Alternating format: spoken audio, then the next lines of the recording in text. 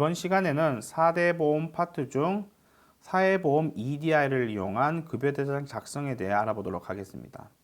우리가 4대 보험 EDI라고 하면 총 3개의 사이트를 얘기하죠. 첫 번째로 국민연금 EDI, 두 번째로 건강보험 EDI, 그 다음 고용산재 토탈 서비스. 이렇게 각 공단별로, 공단이 3개잖아요. 이렇게 각각 나눠져 있습니다.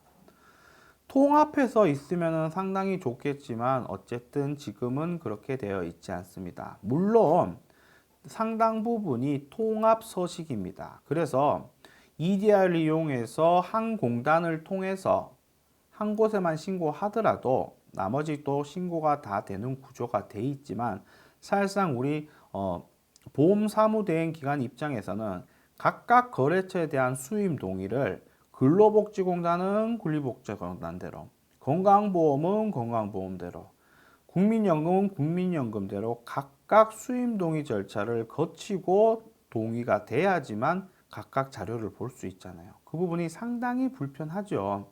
그런데 지금 현재는 그렇게 되어 있는 거라 알고 있고 어쨌든 각각 수임 동의 절차를 진행을 해야 된다.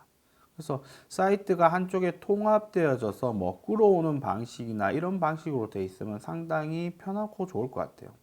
사실 건강보험 EDI 같은 경우에는 납부를 통합적으로 주관하죠. 세개 공단 중에 건강보험이. 그래서 납부를 관할합니다. 그래서 납부 금액은 확인이 가능해요. 4개 다. 그런데 세부 내역은 건강보험료 자료만 볼 수 있습니다. 이게 제가 생각에는 이렇게 각각 보여줄 수 기술적으로 없나 싶긴 한데 어쨌든 그렇게 되어 있습니다. 그래서 각각 신고해야 되는 불편함이 있지만 지금 현재는 그렇게 된다는 부분을 보시면 될 것 같습니다. 그래서 우리는 공통 소식에 대해서는 한 공단에 신고를 EDI를 통해서 하면 나머지 공단에도 신고가 적용이 된다는 부분을 보시면 될 것 같습니다. 자, EDI 사업장에 대해서 이렇게 EDI 화면을 보고 이렇게 설명하면 좋겠지만 구조상 그렇게 하기 힘든 부분이고 국민연금은 이제 이렇게 막혀 있는 부분도 있고 그래서 화면을 보여줄 수 없기 때문에 기본적인 자료를 제시해서 설명을 드릴 거예요. 자, 급여대상 작성이나 이런 부분은 교재의 건강보험 보숙종액 신고라고 해서 그쪽에 급여대상 작성 및 건강보험료 정산 사례라는 부분이 있는데 교재를 참고하시면은 거기에 어떻게 정산을 하고 진행 절차를 하는지가 자세히 설명이 되어 있기 때문에 그 부분을 참고를 하시면 될 것 같습니다. 자, 우리는 화면을 보고 캡처한 화면을 보고 나서 이제 이렇게 설명을 하도록 할게요. 지금 EDI를 통해서 우리는 급여대장을 작성을 하려고 합니다. 공제 항목들을 입력을 해야 되죠. 이 자료를 통해서. 자, 우린 4월 급여입니다. 왜 4월 급여로 제가 했을까요? 4월은 건강보험, 고용산재보험 정산의 달입니다. 그래서 건강보험 정산도 보여주기 위해서 제가 4월 급여로 지금 설명을 드리고 있습니다. 교재에도 그렇게 나와 있습니다.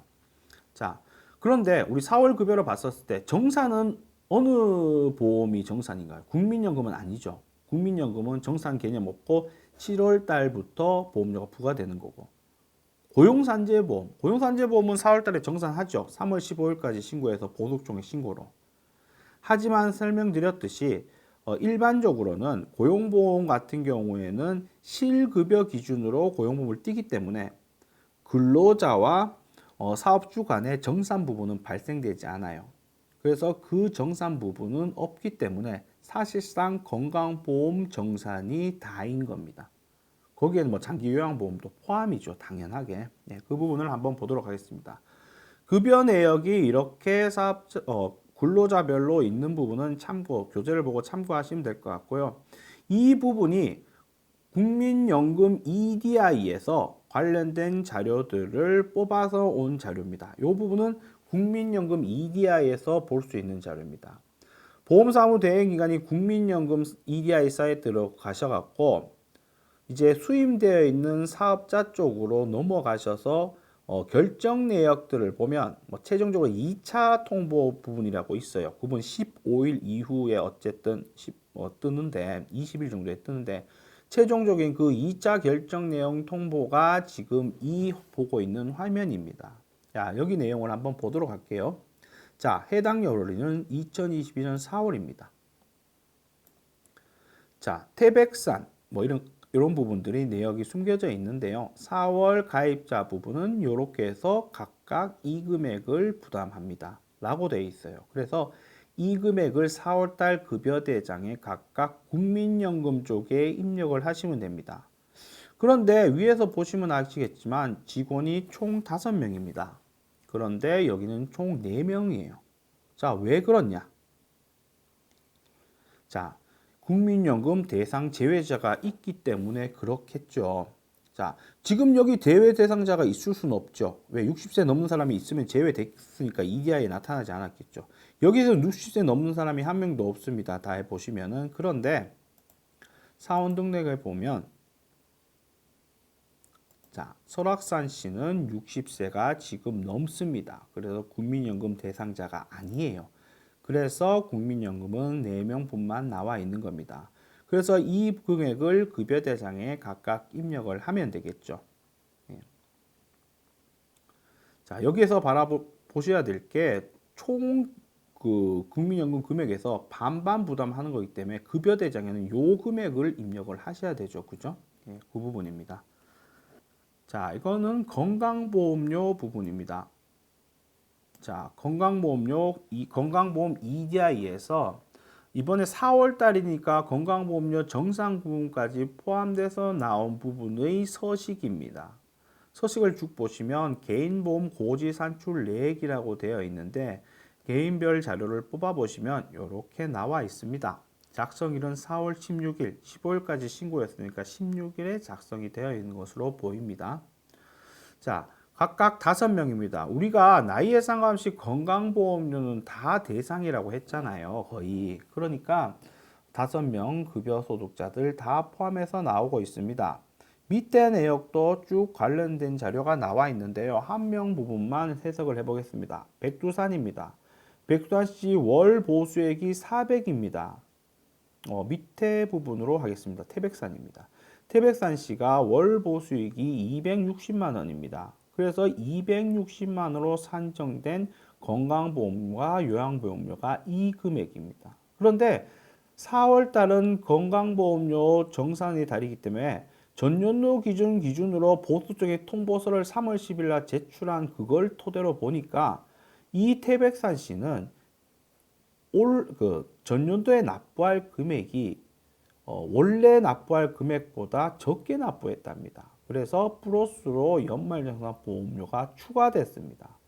이렇게 보험료가 추가돼서 원래 4월 달부터 발생되는 보험료 플러스 연말정산으로 인해서 추가로 납부하는 보험료에서 14만 3천 원 정도가 건강보험료로 추가적으로 4월 달에 납부한 금액이고 장기 요양까지 포함하면은 16만 원이라는 수치가 이렇게 확인이 되고 있습니다.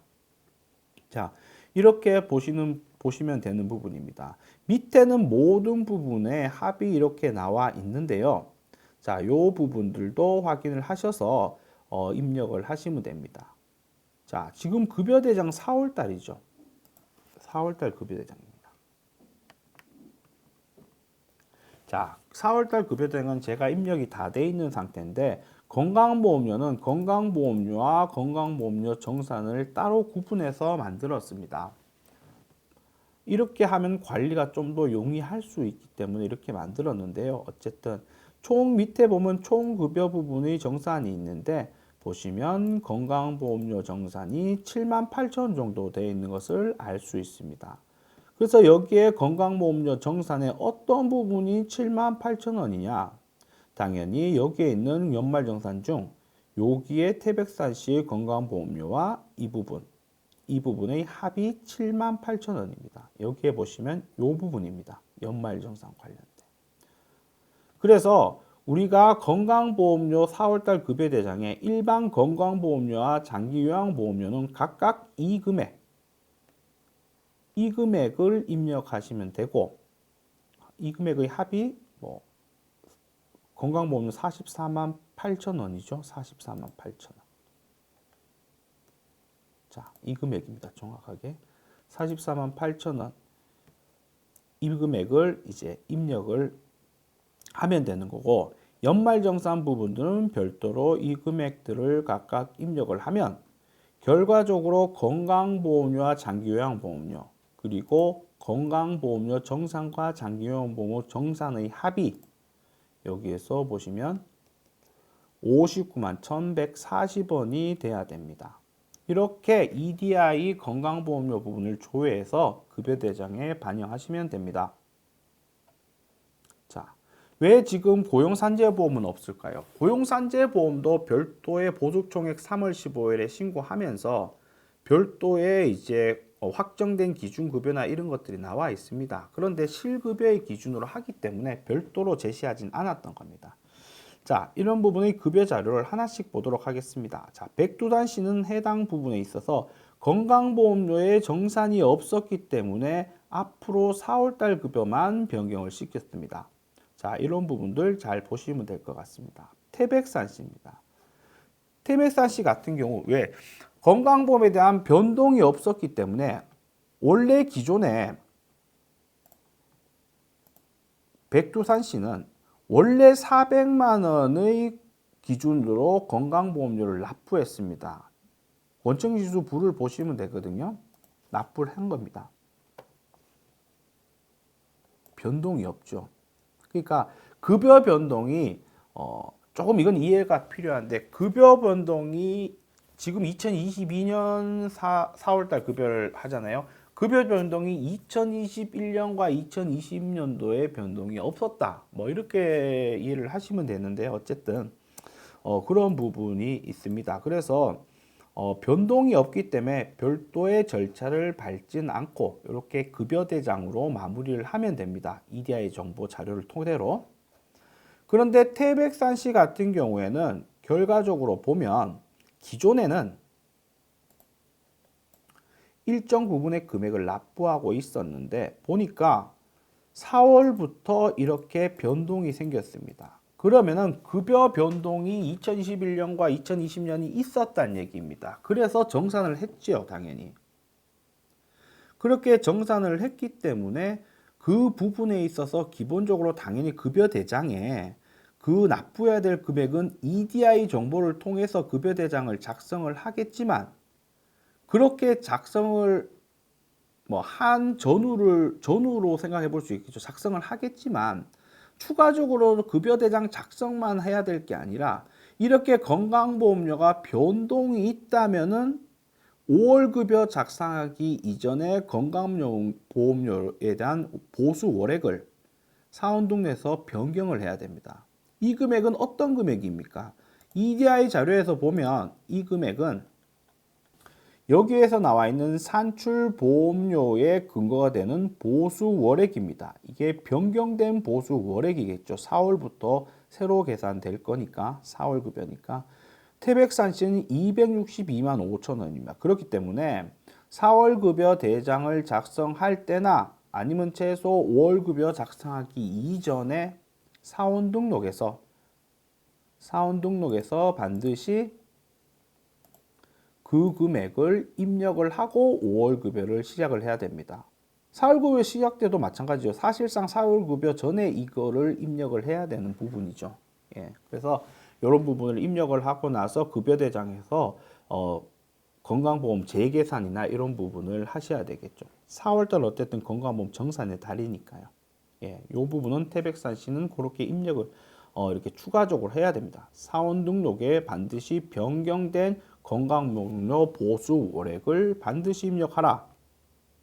자, 그렇다면 국민연금, 만약에 국민연금 같은 경우는 국민연금은 이제 6월 30일까지 신고하거나 아니면은 자동적으로 이제 지급명세 제출했으면 자동적으로 될 건데 7월 1일부터 부과가 되겠죠. 그러면 그 부과된 내역들을 최소한 7월 급여가 7월 급여를 작성하기 이전에 여기 위에 국민연금 보수 월액에 변경을 해놔야 됩니다. 그래야지 정상적인 국민연금이 부과가 되겠죠. 7월 급여 작성되기 이전에 이 부분은 반드시 변경을 해놔라. 국민연금 부분입니다. 자, 그렇게 해서 이렇게 작성을 먼저 사실상은 이렇게 입력을 먼저 등록을 해놓고 그 관련된 사료를 등록해 놓은 상태에서 태배상 씨는 4월 급여에서 요 부분 보면 재계산이라는 부분 있잖아요. 여기에서 건강보험료 재계산을 하게 되면 이 금액 기준으로 해서 이 9만 1,000원의 건강보험료가 이렇게 산정이 될 겁니다. 그런 상태에서 우리 이제 건강보험료에 대한 연말정산 때 태백산 씨 같은 경우는 5만 1,000원을 납부하는 구조였었잖아요. 그러니까 여기에 5만 1,000원과 6,000원의 장기 보험료를 플러스 시키면 됩니다. 더 납부해야 되니까 플러스 시키는 거죠. 공제 금액이 더 많아져야 되니까. 예, 이렇게 플러스로 태백산 씨는 정리를 하면 됩니다. 자, 주황산 씨입니다. 주황산 씨, 설악산 씨, 소백산 씨. 다 마찬가지 구조로 합니다. 보니까 주황산 씨 같은 경우는 EDI 자료를 보니까 똑같이 납부하는 구조가 되었네요. 근데 설악산 씨 같은 경우는 보니까 오히려 환급을 받게 되는 구조입니다. 건강보험료 환급 부분이죠. 그래서 요 부분들도 잘 보시면 될 것 같죠. 그 다음 소백산 씨입니다.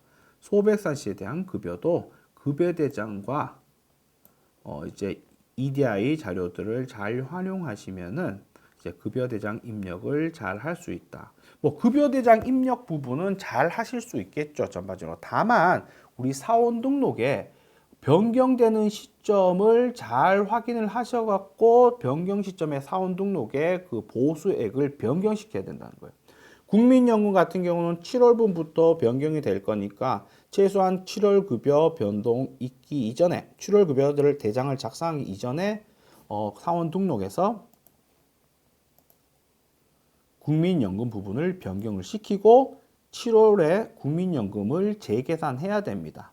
반영하게끔. 그리고 4월달 같은 경우에는 4월 급여 건강보험료 정산이죠. 그러니까 4월 급여를 작성하기 이전에 확인을 해서 이런 부분 건강보험 보수 월액을 입력을 하고 정상적인 4월 급여를 작성할 때 건강보험료를 재계산해서 이 금액이 반영되는지를 확인해서 해야 됩니다. 예. 이런 부분들을 잘 지켜서 한다면은 뭐 EDI 부분에 큰 뭐 실수나 이런 부분은 없을 건데요. 추가적으로 다시 한번 설명드리면은 우리가 근로소득 관리에서 사회보험 예수금 관리라고 제가 전 다른 파트에서 설명을 간략하게 드렸는데요. 이 부분도 잘 활용해 주시면 될 것 같습니다. 이 부분은 결과적으로 우리 사무대행 기관이 우리 수임거래한 거래처의 4대 보험 인적 항목들을 불러오는 기능입니다. 그래서 불러오고 급여대장에 입력한 금액과 각각의 인별로 각각의 금액과 우리가 4대 보험 EDI에 있는 개별 고지 금액의 내역이 어떻게 차이가 있는지 차이가 없으면 딱딱 맞는 거죠. 차이가 있으면 차익 부분이 이렇게 나옵니다. 그래서 이런 부분도 활용하셔서 잘 확인하시고 관리를 하시면 됩니다. 우리가 4대 보험 같은 경우는 보시다시피 실질적으로 한 3개 정도밖에 뭐 크게 특별하게 신고할 게 없습니다. 수시적으로. 거의 뭐 다른 부분의 세부적 내역을 잘만 알아놓으면 4대 보험에서 어느 정도 좀 더 깊게 들어가면 어려운 부분도 많겠지만 그래서 이 부분 잘 하시면 돼요. 사업장 가입 탈퇴나 이런 부분들이야 사실상은 뭐 한 번 하는 것들이니까 모르겠지만 이 부분들 요 두 부분만 잘 하시면 돼요. 사실상. 그렇기 때문에 사실상 이 부분을 잘 작성하기 위해서는 4대 보험이 어떻게 산정이 되고 어떤 게 정산이 되고 어떤 거는 결정이 되고 정산 기준점이 어떻게 돼서 어떤 금액이 정산 금액이 돼야 되는지 이런 부분을 잘 이해하신다면은 4대 보험 업무하는데 많은 도움이 되실 거예요. 마지막으로 우리 근로소득 원천 징수부를 한번 볼까요? 우리는 4대 보험에 대해서 상당 부분에 있어서 연습이나 이런 부분을 하셨었다면 4대 보험의 원천 징수부의 공제 내역만 받으라도 대부분 추리할 수 있습니다. 자, 보십시오. 백수산 씨입니다.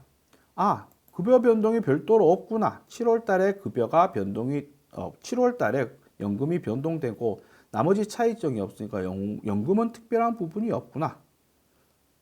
건강보험 똑같네? 아, 지금이 2022년이니까 2021년이나 2020년이나 급여가 똑같구나 라는 부분을 추리할 수 있습니다. 예상해 볼 수 있죠. 태백산씨입니다.